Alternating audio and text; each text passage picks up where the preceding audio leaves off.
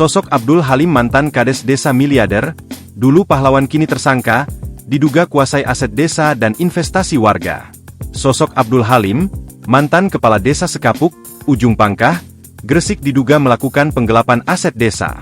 Abdul Halim dulu dipuji lantaran dulu menyulap desa Sekapuk menjadi desa miliarder.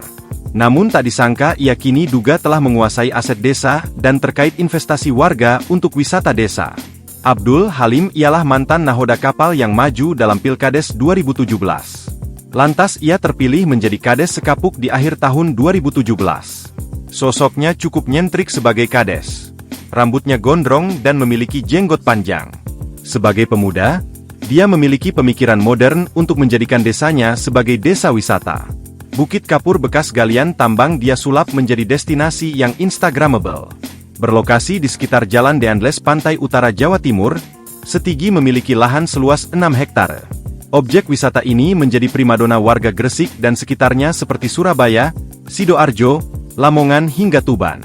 Di tangan Abdul Halim, kawasan Bukit Kapur disulap hingga mampu menghasilkan miliaran rupiah bagi kemajuan desa Sekapuk. Kini Halim diamankan Mapolsek Ujung Pangkah.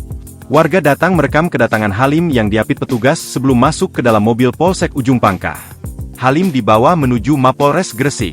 Iya, benar, sudah diamankan, ujar Kasat Reskrim Polres Gresik, AKP Aldino Primawirdhan di Mapolres Gresik, Kamis, 28 November 2024. Diketahui Abdul Halim diamankan lantaran buntut dari aksi tuntutan warga-warga Sekapuk berdaulat. Warga menuntut pengembalian aset desa yang dikuasai oleh mantan Kades tersebut. Setelah diamankan, beberapa warga Sekapuk membuat laporan ke Polres Gresik.